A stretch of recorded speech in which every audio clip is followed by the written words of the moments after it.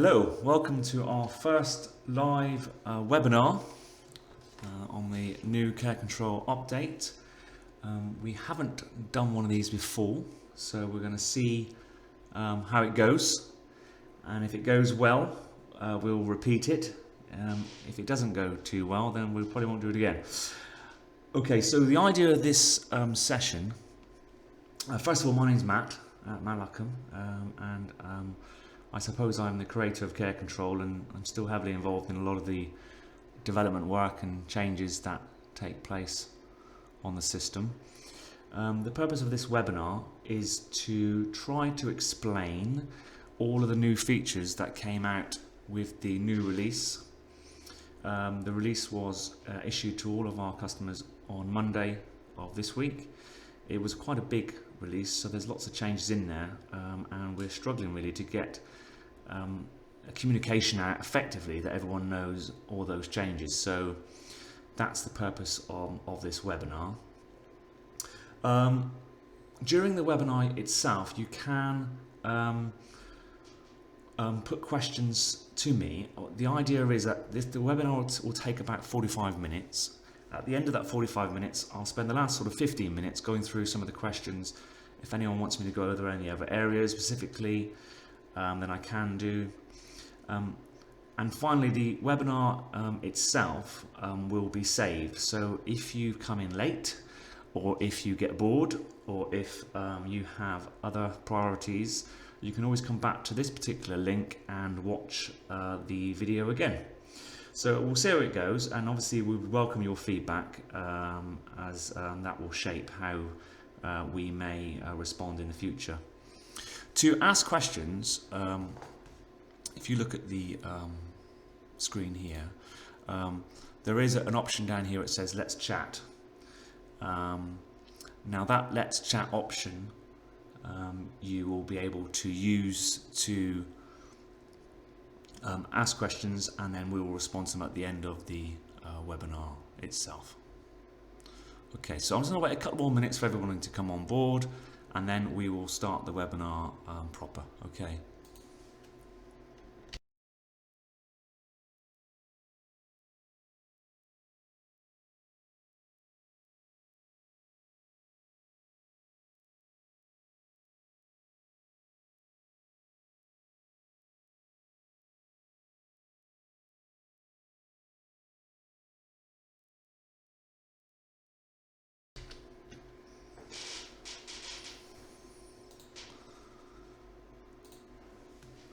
Okay, that's the introduction out of the way. We're going to start now into the various changes that took place in the last release.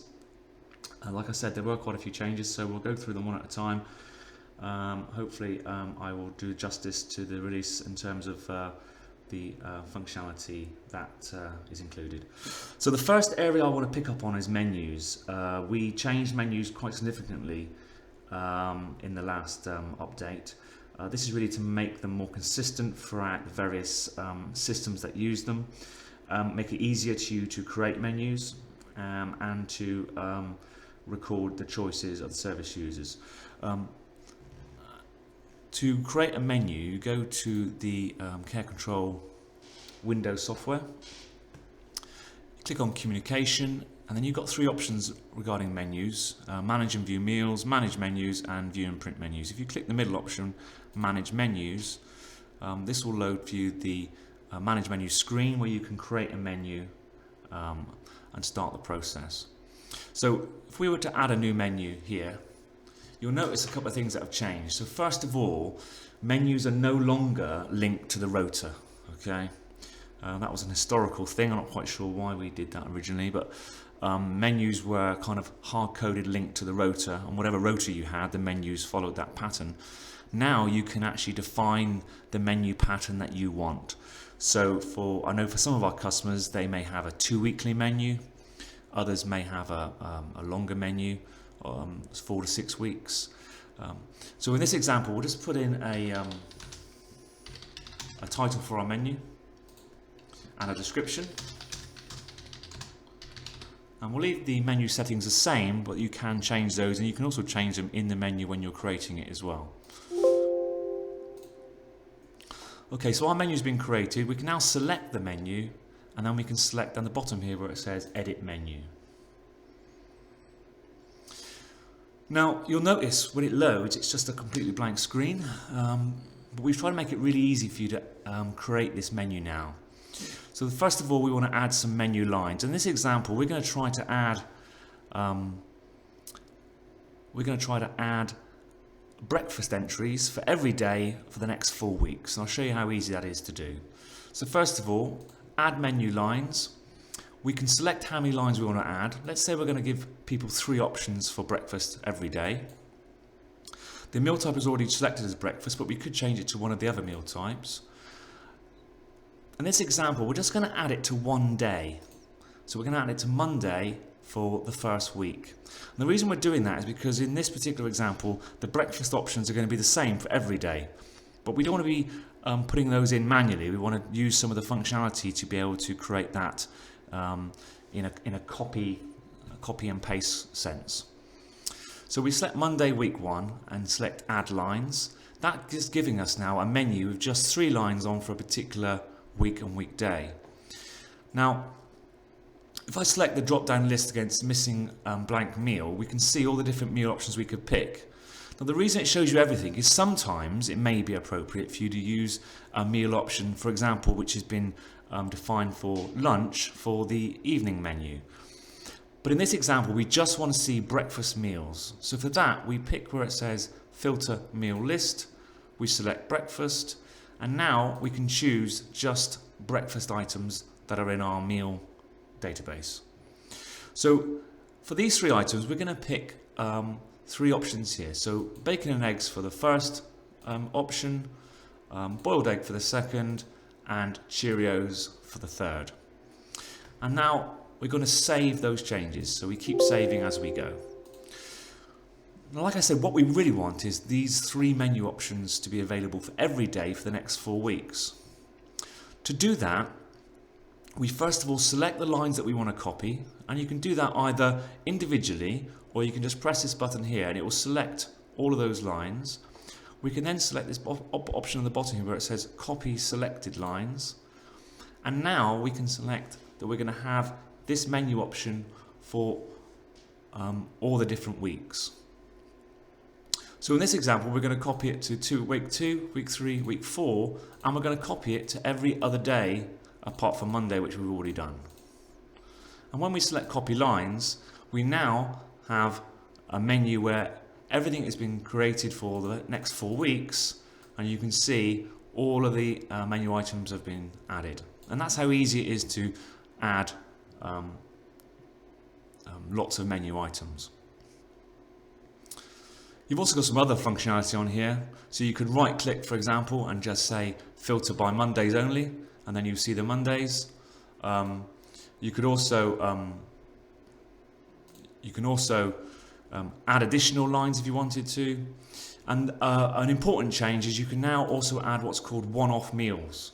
So you may have meal options that you want to provide just for a specific day.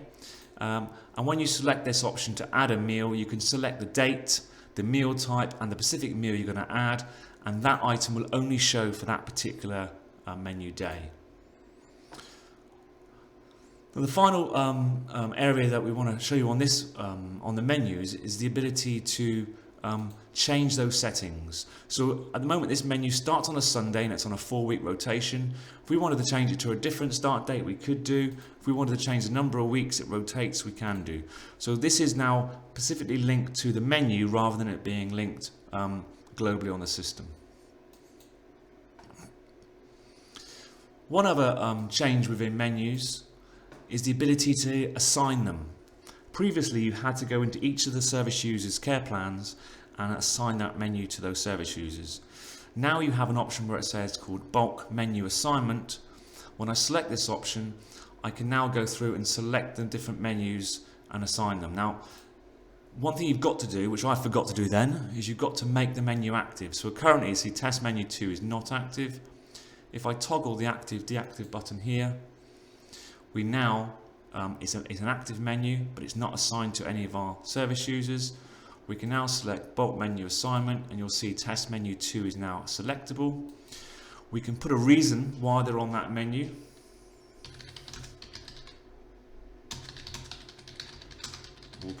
You would put a better reasoning than that. And one of the things the system does now is when you select that menu here, it automatically will copy that reason down, so you haven't got to repeat that text if it's relevant. When you're happy that you've done the assignment that you want, you can hit Save Changes, and now that has been saved. Now those menus are now accessible via the different devices that you may be using. So if I were to go and look into the mobile system here, and I were to select Record Care Plan Information, More Options, and we've got Menu Choice here. If we were to select one of our service users that we assigned it to, and I can't remember off the top of my head, so I'll just have a quick check who we assigned it to. I could say Alice Lawkes, our first service user.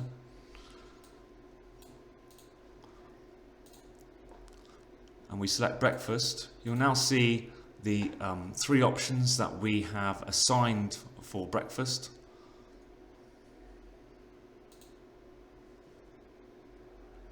It's always good when a live demo doesn't quite work right. I'll just check why that is. 1 second.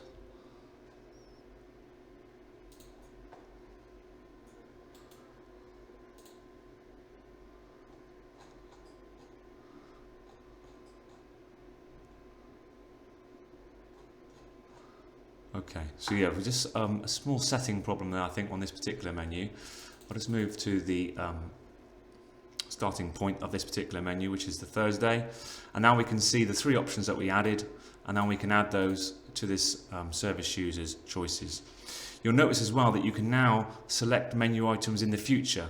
So we can confirm for a particular day, but also you can actually add menu choices in the future as well, which you couldn't do before. So we can actually choose menu items for days in the future. Okay, so that is menus. There's lots there, so please have a play with it. Try and get into it and see what you think of the changes that we've made. Okay, the next option is called Pocket for Staff. So some of you are using the new Care Control Pocket app. Now this app is available to be downloaded onto phones and to handheld devices, but a number of our clients wanted the app to be available for staff to be able to look at their rotas, to respond to messages, and to update their timesheets. What we have done is we have added functionality as part of the registration of Pocket when it first starts, that you can do what's called a staff registration. And with a staff registration, the staff member can use their own personal phone and they can then enter this information to register them against the device in the Pocket app. Now the first parameter it asks for staff members is a thing called a Pocket code, and this Pocket code is for you to provide to your staff members. And you get that information from your Care Control Windows system. Under Communication area, you've got an option that says Staff Pocket Access. And when I click on that option, you'll see at the top here your CC Pocket account code. If that isn't showing, just double click it and it will then give you a code. Now that code is the code that you need to give to all your staff members, and that will allow them to register their own personal devices for staff access. Now what's really important is you've got full control over the staff members who have access. You can control it on this screen, whether they can access the system or not. But what's really important as well is they can't access any client information, any service user information from their phones. The view that they see is they see a view which is the same as this view, which is called the staff menu. Now the staff menu, if I just minimize this screen here, the staff menu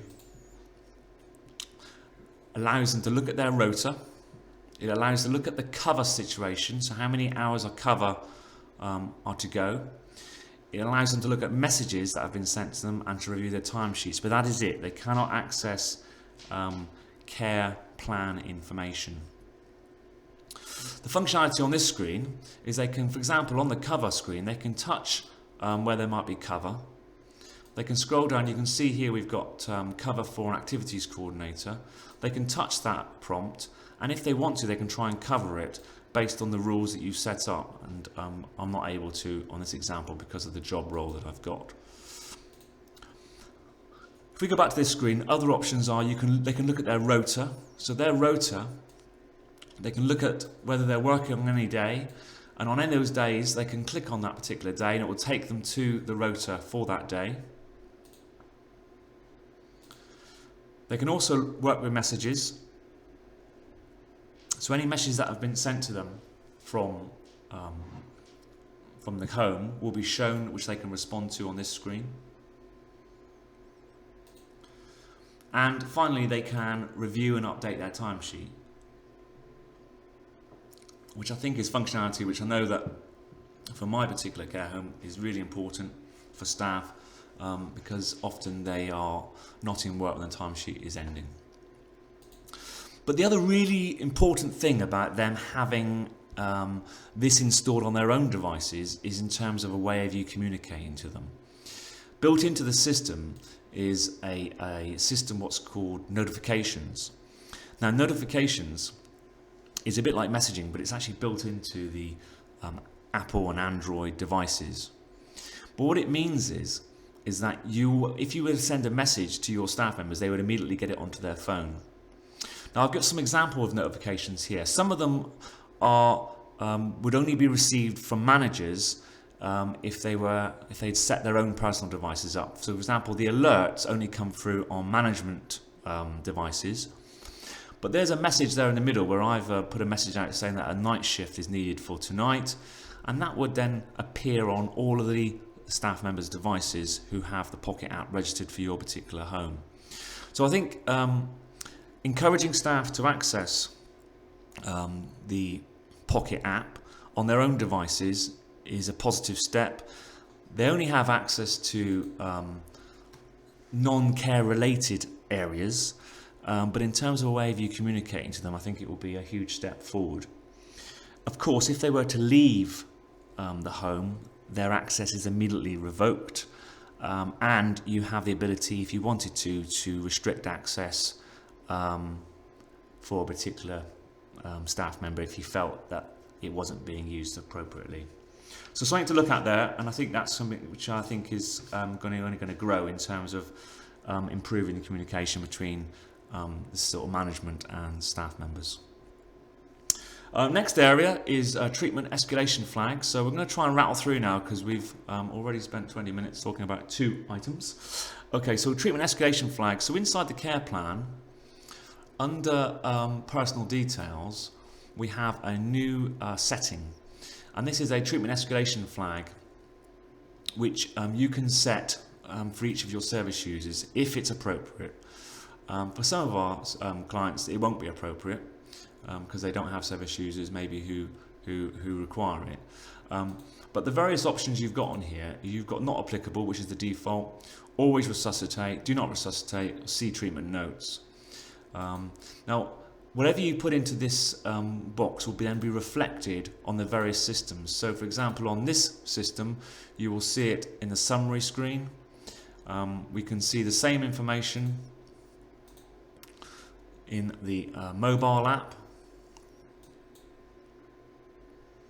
You'll see it on the summary screen again, and you'll see the same information if you're using the Pocket app and they've got access to the care menu. So this will be for staff members who are using it internally or for the management, and you'll see it on the summary screen on the Pocket app as well.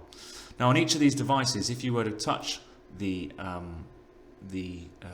do not resuscitate words on this example, it will show you the further text that you may have entered. Now, I think the only thing I would stress is, you need to make sure it's done properly, and you need to make sure it's been recorded properly. And it's really important that whatever's put into these boxes reflects what you have in the care plan currently for that service user. But I think from my experience, bringing that to the front so it is appropriate and is correct is something which is going to be useful going forward. Okay, another area is that we've got a new a service user type called home care. Now you set this within the care plan. So within Windows, if I show you on the personal details, you see where it says type up here. If I were to change it, we can then we have another option now called home care. Now what that does is it converts a service user into somebody who's being supported at home.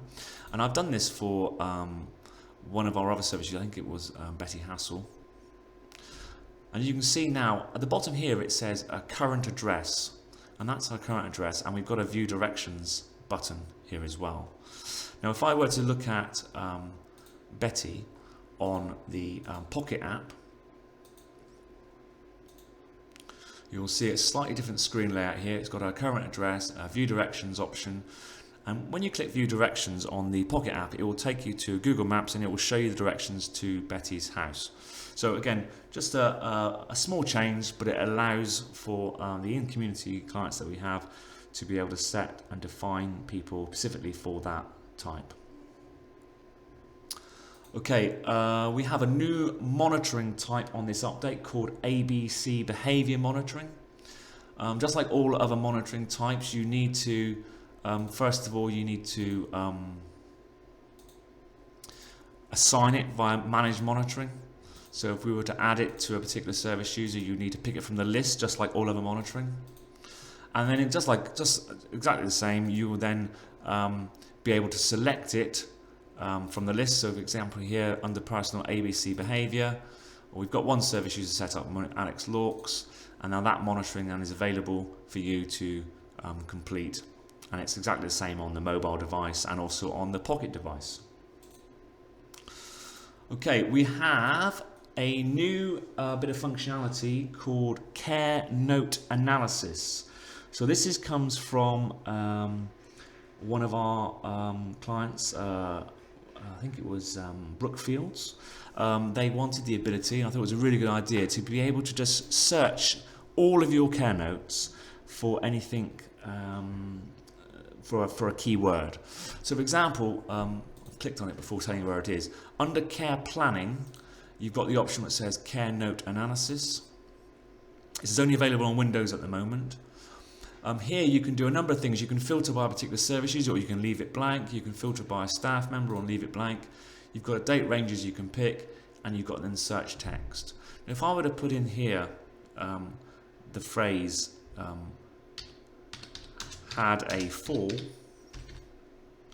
and I would then click refresh results, it would then search the entire note database between those dates, and it would highlight how many entries we've got of that particular phrase, and it will show you the top 100 notes, but at the bottom it will tell you how many notes actually match that particular phrase. All of these notes you can either look at in more detail, you can print this report out, so you can actually print just those notes out, and a little bit of extra functionality is you can actually then look at in a summary view who those service users were that have had that phrase recorded, and you can even group it by a particular month, for example, so you can see when those notes were recorded, or if you really wanted to, you could see who recorded them, so you can group it by staff member. Okay, so I think a useful bit of functionality, and gives you the option to be able to search the entire note database for a particular note, and you can go back to the very start of when notes were created on your system. So hopefully that's useful. Okay, new bits of functionality. Under communication on Care Control Windows, we now got a petty cache register. So by clicking on data entry, you can record your petty cache. It gives you a running balance figure here, very similar to how personal allowance is managed, but obviously it's to do with petty cache. And you can then maintain your petty cache. So nice and simple, but it's an important area. I know all of us struggle to keep on top of petty cache, so again, it's an important area to have. Okay, we've also got food, drink and nutrition. Now that's a tab that's been available within Care Control Windows for some time. but it's now available within mobile as well. So under the show care plan options, we have food, drink and nutrition, and this provides you then with access to the same information. You can edit it. If you scroll down the screen, you can see all the menu choices that have taken place within your home. So again, it provides access to the likes and dislikes option to a much broader audience than just people who have access to the Windows system. Okay, one of our clients come up with a great weight analysis report. So the weight analysis report is available on the handover screen of the Care Control mobile system. So when you click View Handover and you click the drop down box where it says Note Filter, you've now got the ability to select weight analysis, and that gives you an up-to-date record of the current weights of all the service users in your who you look after, their current BMI, what their muscle score was, and what the trend is of their weight. Now that's available on handover. It's also available within Care Control Windows, under Communication, under Reports, and you'll find weight analysis in here. And then by running it within this environment, you can obviously then print that report if you wanted to. Okay, so I want to thank Can House for that idea. That was a really good idea, and we've taken that on board and we've added that into the system. Okay, another new feature is password control on the document library. So I know the document library is very popular for keeping all of your documents in. What you can do now is when you go and edit a particular, or when you add a particular document from the administration mode, you have an optional password that you can enter and save against that document. What that means is that anybody using or viewing those documents will have to type that password in. So I've set one up for the very top document here. If I'm using Care Control Mobile, and I go to my staff menu and I go to document library and I go to look at the very first document, it's going to come up now with an option that says please enter a password. In this example, the password is just password. Click view document, and now the document opens up as before.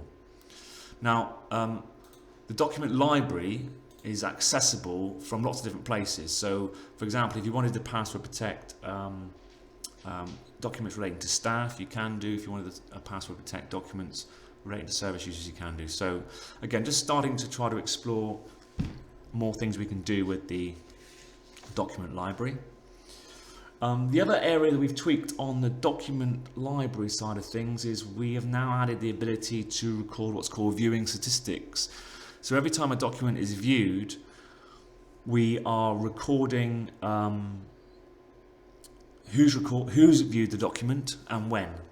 And you can look at those on the administration side of things by clicking on where it says stats next to a particular document. Now here it's showing me that this document was last accessed by myself today. I can click on where it says view detail and it will show me the exact times that the document's been accessed, different times of the day. And we can also, if we wanted to, filter it in the other direction by saying, well, show me all the staff members who haven't opened the document. So this now shows me all the staff members who haven't looked at this document in the last month. And if I wanted to, I could send a reminder to these people by clicking on send a reminder. Now this box is asking me whether I want to send a reminder to all of the staff members or just to Lorna Atlas, who has been selected here. So if I select no, that will then just select Lorna Atlas, and it basically fills out the reminder text for me. I can send that reminder, and then she'll get the note. We think this is going to be useful for when you issue a new policy document, and you want to make sure that all staff have looked at it, and you've got evidence to CQC and to everybody else that staff members are viewing policy documents. So again, I think could be a useful bit of functionality in terms of how that works. Okay, so that's the document library changes. The other area that we have included is I know this is a long overdue one, is the ability to save what's called report packs for printing. So in the Windows environment, under where it says print care plan, you've now got the option to what's called create a report pack. To create a pack is really easy. You just add the report items that you want to print to the right. When you've added the documents you're going to want to print, you hit save as a pack, and now you can put a pack name in, and that is then saved for you to access. To access a pack, it's just on the first option, the drop down list. We've got a hospital pack here, and that is now loaded in the reports that we feel is important for hospital admission. And you can create as many as you want, and you can create in different structures. So I know some homes have created more detailed packs, but the idea is rather than staff members having to think about which documents need to be included within the print, they can just pick the pack that you've defined, and then they can print those documents off for a particular service user from the list. Okay, nice and simple. Okay, just two other things really I want to talk about before we can go on to some of the questions, if anyone's asked any questions, of course. One is a couple of system setting changes that you can tweak on the system. Everyone knows with the care reviews or in care control, you've always had to enter a weight into the system. And I know that a number of homes have kind of said to us before that they feel that's a bit over the top, and that really, if the service user has been weighed recently, then actually it's not really appropriate for them to enter another weight. We listened to you, and within advanced and system settings now, you have the ability under care management to set a time period of when a weight is required. So here on this system it's set for 7 days. You can always have always, which it was before, or you could have none if you wanted to. But what that means is if we haven't got a date on the system that in the last 7 days, it will ask for it again. If we have got a weight, then it's not going to ask you for that on the care review. So that's a kind of a bit of functionality that you might want to set up on your systems to agree. The default is, I think I've set it for, it's still always, which is what it was currently. So I didn't want to change how your systems worked, but that's something which you may want to just tweak. Within the same area, we have got a new setting for care review sections. So we had functionality in the system originally where you could actually change the care review sections for a specific service user, and I took that functionality away because I thought it was quite dangerous, really, because some homes were taking a lot of sections away from the care reviews, but they were then forgetting to put them back. However, everybody's asked me to put that functionality back in, so we have put it back in. And this option is down here where it says, can care sections be changed for each service user, or resident in this case? So we've said yes. And what that means is, if I go into a particular care plan, and if we go and look at this service user's care review, you'll see the change that has been made.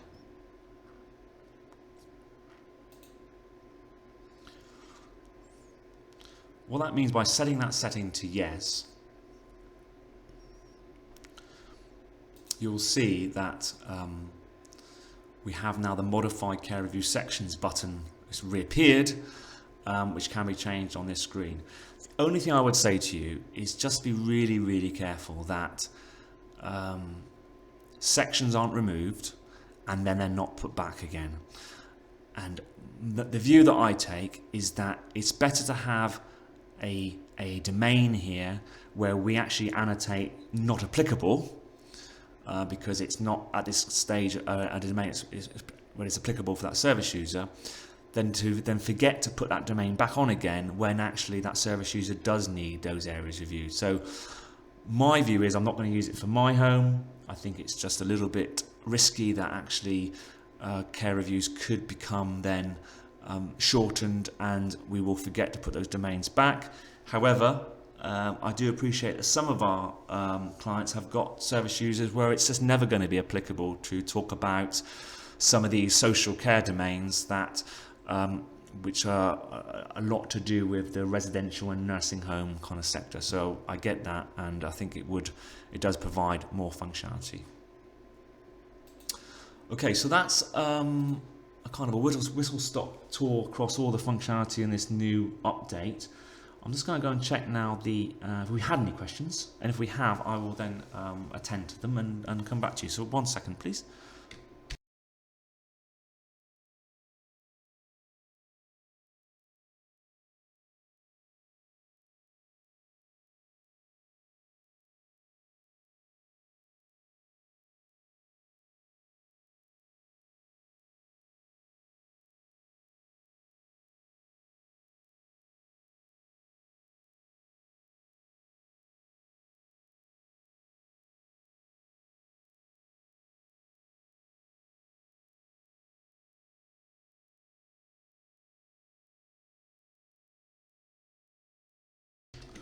Okay, so we have a question from one of our people watching the webinar.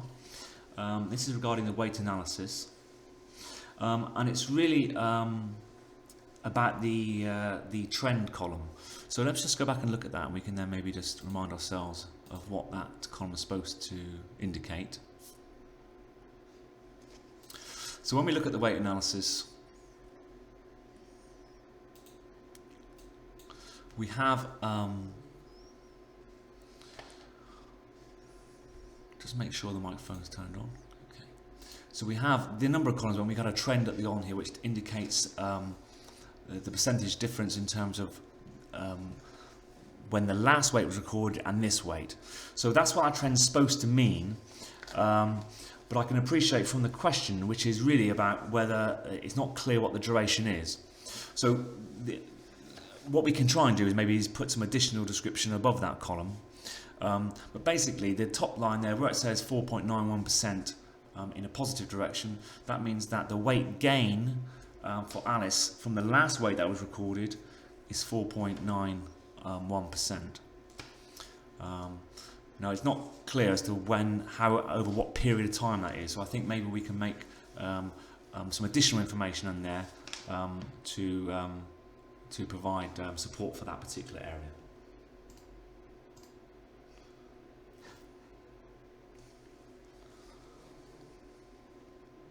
Okay, so I've got another question here, really about GDPR, which is the new data protection rules coming out in April, which I know we're all very worried about, although I don't think any of us are really understand why we're worried about it, because there's an awful lot of chatter out there. But this is really about client data on mobile phones and data protection, etc. I think we've all got responsibility going forward to make sure that we don't retain information on devices, and we're not just talking about care control, I'm talking about emails that come to us and various other forms of communication. Care control itself doesn't actually store anything on your phone unless you're working in an offline mode, and then that information is encrypted and so is not accessible only via the app.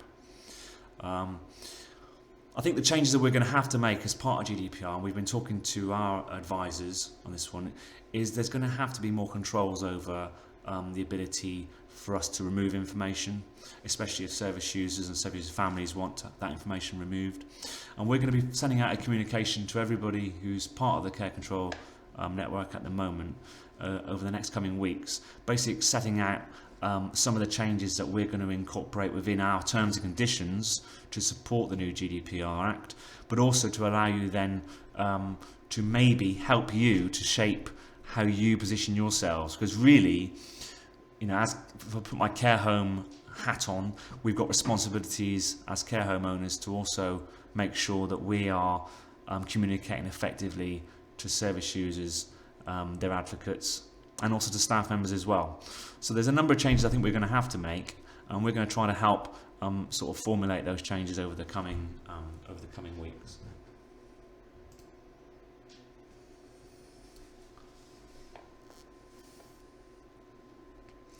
Okay, so another question regarding covering a shift on the Pocket app. Now, at the moment, that cover is automatic if rules match.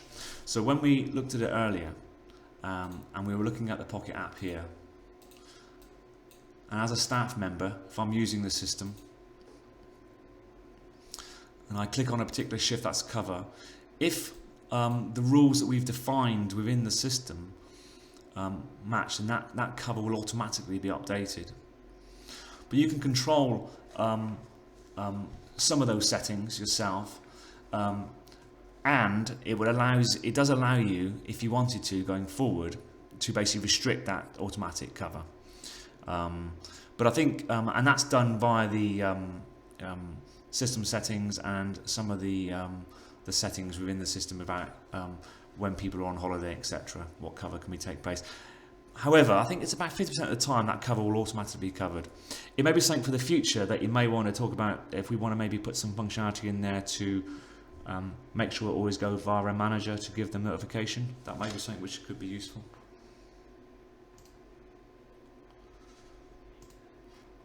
Okay, I think we have run out of questions.